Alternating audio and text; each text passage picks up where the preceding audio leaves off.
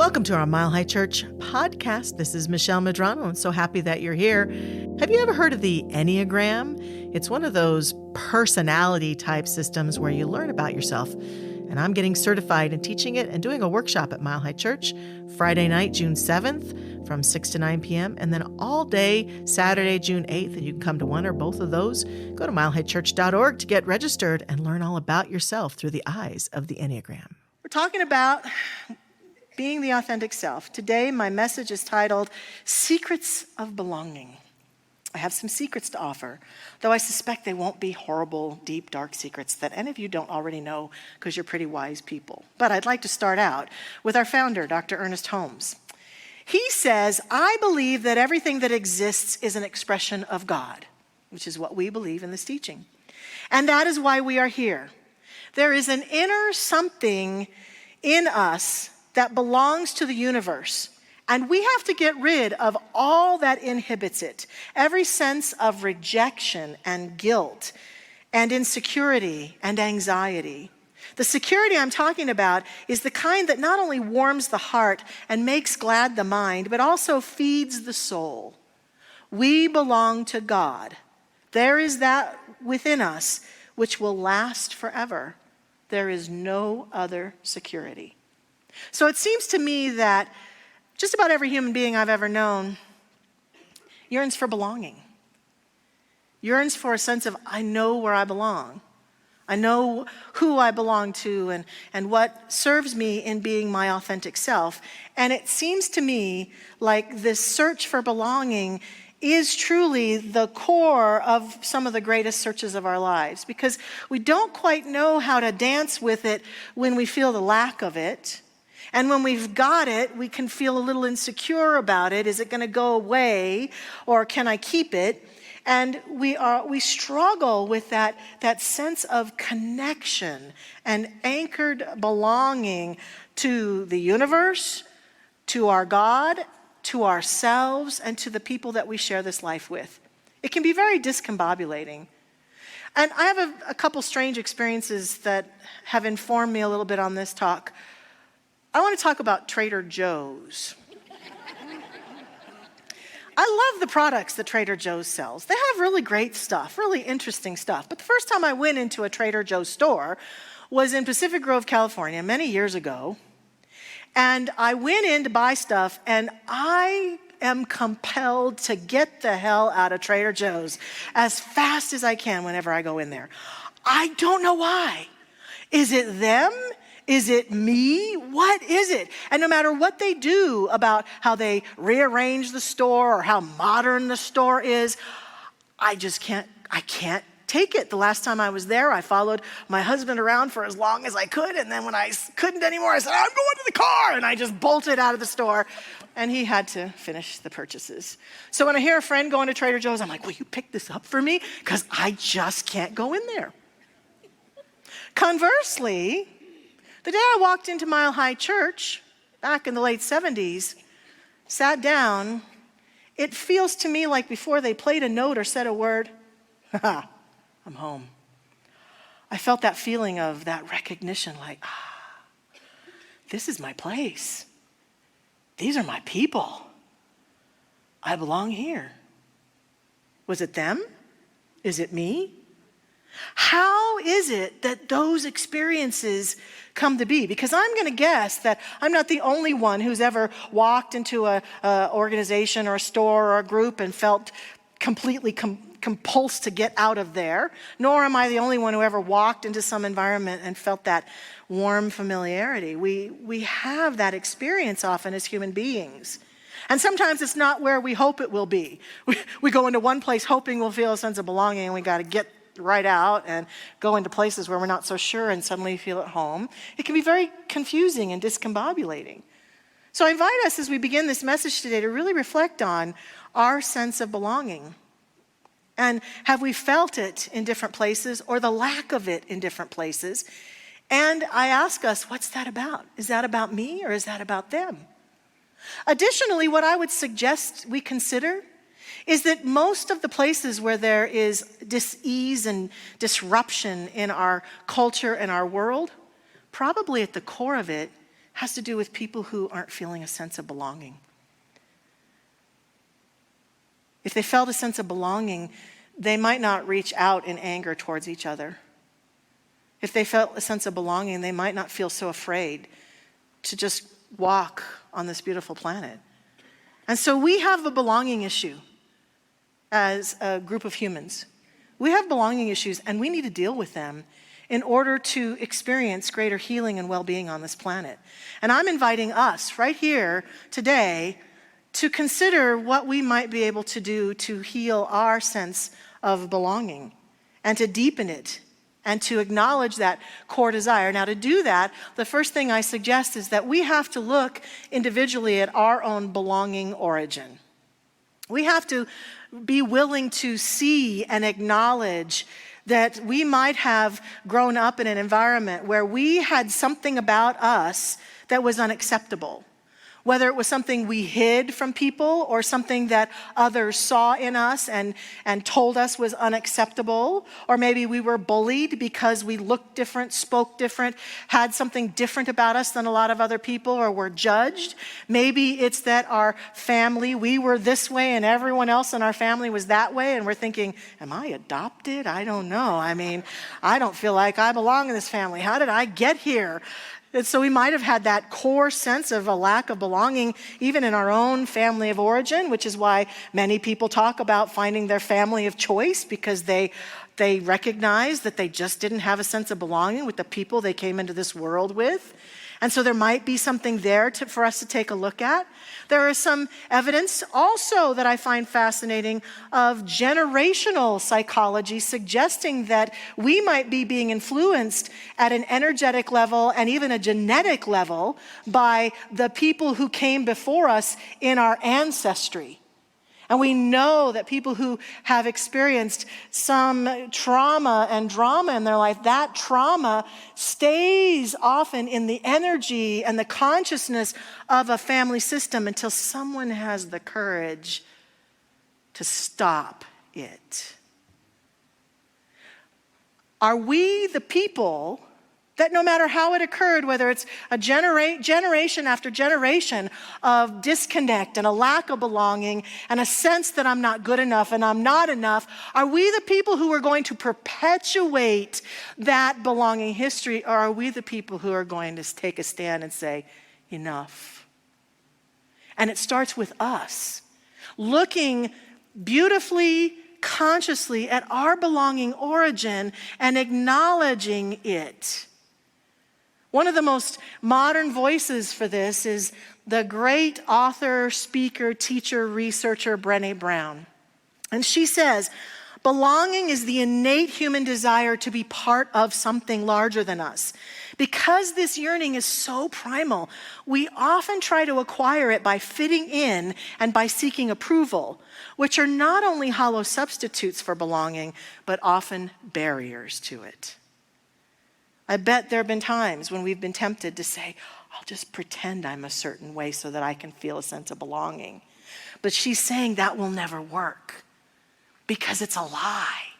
It's not the truth, and we're out of integrity when we're doing that. And there's often nothing more painful than that lack of integrity. I'm pretending that I'm this way, but I'm really not.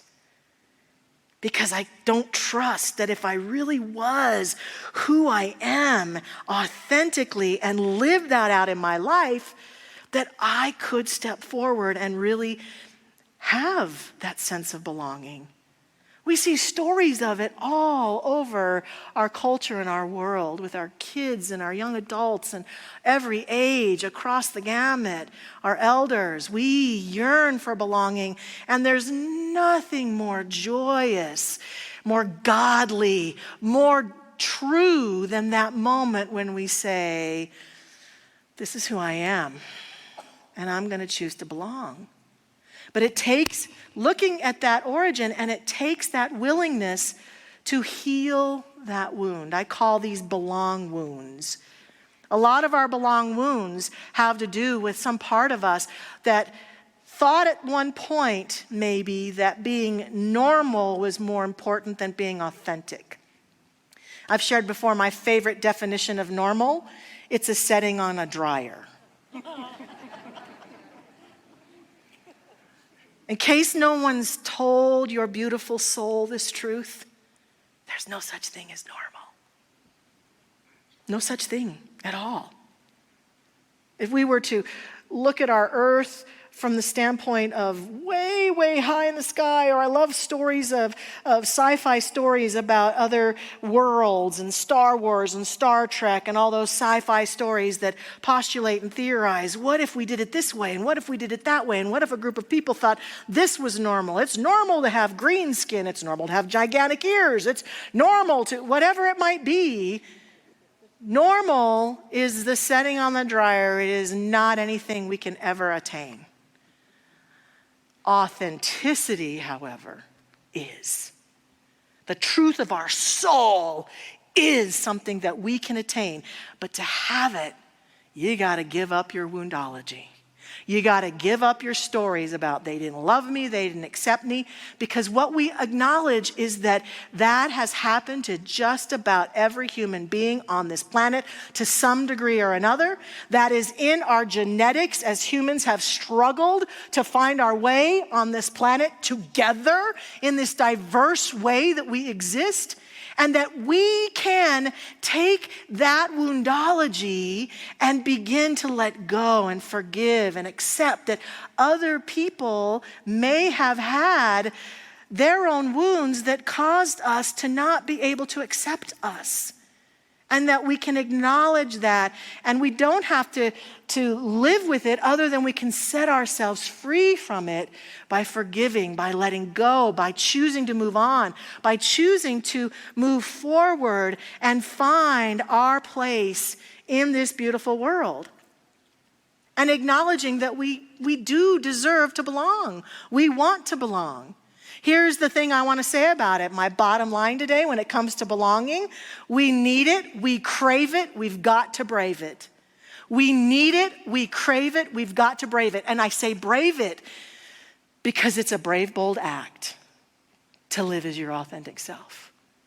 It's a brave, bold act to seek belonging and to cultivate it on this planet, where there are lots of voices who want to try to define for us what is normal, who's acceptable, who's not. Our authentic selves, in their desire to innocently express themselves in ways that empower and bring forth the goodness that we are, express the light that we are, express the love and the unique creativity that we are, can find places and people and tribes and groups to belong to. But it involves us letting go of our old stories. Because what I noticed about my old story is that when I was in the midst of it, I could walk into any group and someone would look at me wrong and I would say, oh, well, I don't belong here. They think I'm blah, blah, blah too. Unacceptable too. I could totally live in my story. No one would even have to say it, but I would say it to myself. I would talk myself into not belonging because of my story. But the more I let go of my story, the more I feel free of that story, the more I feel comfortable in my own beingness, then I don't make up so much about other people and their stories about me. I let myself be me. And that is called, I think, belonging integrity. When we give up our old stories and we step into the truth of who we are, and if we need to check something out with someone, we do so. But there are places and people that I can belong to and I can be accepted no matter who I am. In that beautiful expression of who I am that wants to give back and share my light, I know absolutely I would sign a guarantee today on paper with my own blood even that says, I'm sure there is some place on this planet, some group, some tribe, somewhere where the good that we seek to express in the world belongs. Each one of us. We may have to do some work to find it, but I know it's there. And our stories that say there's no one who, they're not true.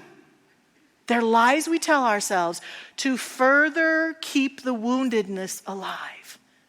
Whereas the story I can say is, I don't know where they are, but I know there's people who like to wear ginormous hats on Sunday, and I'm going to find them, or whatever it might be. I'm using very surface examples, but there are deeper, deeper truths afoot here where we can and should, I think, seek out and find that sense for ourselves of belonging. Recognize healing our wounds, moving forward, and then allow ourselves to belong to things based on the authenticity of who we are. This is important. Brené Brown goes on to say, because true belonging only happens when we present our authentic, imperfect selves to the world, our sense of belonging can never be greater than our level of self-acceptance. Our sense of belonging can never be greater than our self-acceptance. What if our feeling a lack of belonging isn't so much about them as it is about the levels of our self-acceptance? We get to consider that. And even when we've considered that and we've healed a lot of that and we step forward, I just want to say full out, there are still risks. There are still vulnerabilities to choosing to belong. And that's why many of us isolate, because it just feels safer, doesn't it? There are risks. I don't know about you, but have any of you ever noticed who've come to this church for a while that the people are really nice, but every once in a while there is a curmudgeon around? There's somebody who isn't quite friendly or nice, having a bad day, maybe says something kind of stupid or crazy or is different than you expected them to be. I know sometimes when that has happened, because I'm so afraid of what that means, I will run even from the groups that I feel that authentic sense of belonging, because that discomfort makes me want to run. But true belonging, whether it's with a key relationship that you want to continue to foster or a group of people, requires that belonging be nurtured even when it's difficult. I found this meme recently that I love. When we avoid hard conversations, we're not keeping the peace, we're keeping the tension. That's from Peter Bromberg. We're keeping the tension. So true belonging in a good relationship, the best of friendships, requires challenging conversations when our feelings get hurt, or it didn't go the way we hoped it would go, or we're feeling judged, or we're feeling a lack of belonging. It requires us to really continue to foster connection, and that's not always easy. And yet, when we see it in action, it's amazing. I've been paying attention to a story of a man lately that has really touched my heart and helped me to see, especially in this political climate, the possibilities of not standing apart but standing together.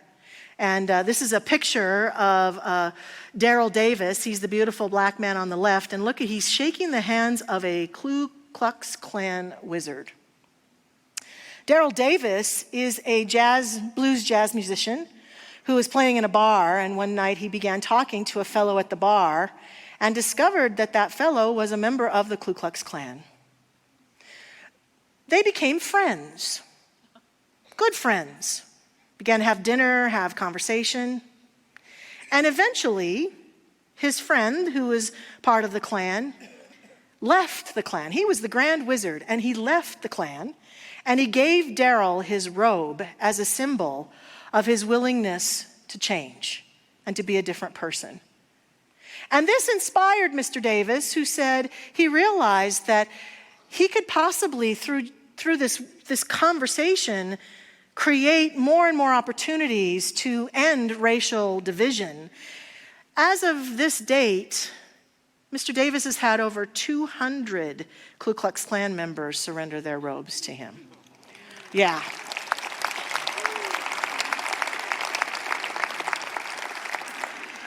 He says that he began to chip away at their ideology just by having conversation. He says, because when two enemies are talking, they're not fighting. It's when the talking ceases that the ground becomes fertile for violence. If you spend 5 minutes with your worst enemy, it doesn't have to be about race. It could be about anything. You will find that you both have something in common. As you build upon those commonalities, you're forming a relationship that as you build that relationship, you find you're forming a friendship. That's what would happen. And I love what he says here. I didn't convert anybody. They saw the light and converted themselves.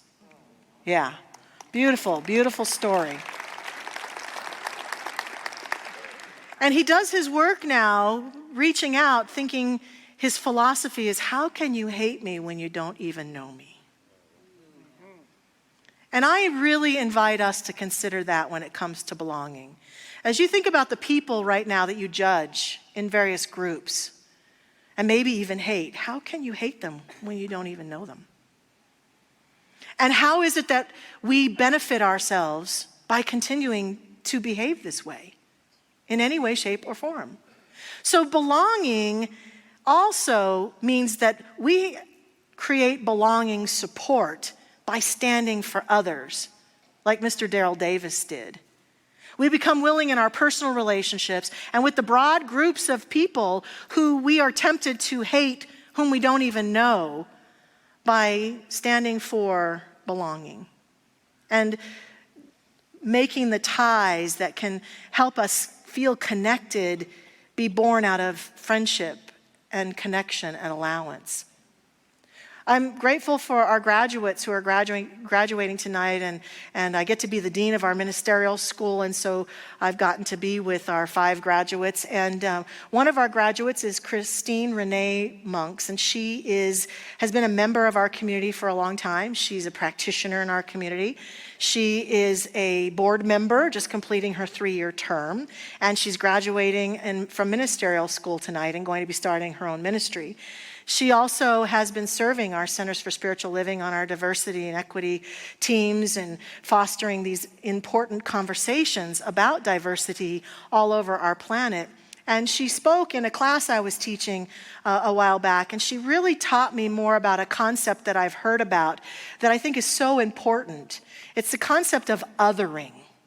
It's the concept of othering people and creating separation between us and other groups of people by othering them, that they are other than us, and really working hard in our minds and hearts to separate ourselves because they do this and I don't do that. And othering is an activity that's habitual in our minds and hearts. And she brought forth the beautiful voice of Sean Ginwright, an author who talks about a session he was in teaching students about othering. And he says he explained to the group this process of othering, which is assigning negative attributes to groups unlike your own, which is very different. That Mr. Davis said, I knew that even though those groups were different than me, we had something in common. We shared something in common. And it allowed him to stop othering those members of the clan to begin to have relevant conversations. And then the practice of belonging, Mr. Ginwright says, is cultivating the capacity to see the humanity in groups unlike our own, seeing that they have the human desires to belong just like we do, and its consequences for our collective effort for social change. I described that our real work as leaders, if we really want to create a healing-centered world, is to recognize how the process of othering leads to separation and ultimately dehumanization. I explained that we all need to find some way to embrace the humanity among those groups that we find most unlike us. That's what we do. Through our own experience in woundology, we other ourselves. And then we get about othering other people. And then we have a crisis of belonging. And I say that this whole process gets reversed when we stop othering ourselves and choose to belong to ourselves, choose to belong to God, choose to belong to the authentic, soulful energy of ourselves, and then choose to bring ourselves with integrity out into the world to belong, and then choose consciously to stop othering other people and allow them to belong where they belong. I am a committed member of Mile High Church, and I am a highly passionate science of mind and spirit minister, but I love it that people belong to whatever faith tradition they resonate with. And I want people to feel that belonging. I have places and things that I belong to passionately, and I want other people to feel that they have places where they belong and they resonate, because I recognize that as we all have that sense of belonging, even if I don't agree with where they belong, what if that is what brings forth the kingdom of heaven on earth? Not that we're all the same, all going in the same direction, other than love and other than belonging. And everyone having a place to be. This, to me, is the secret of belonging.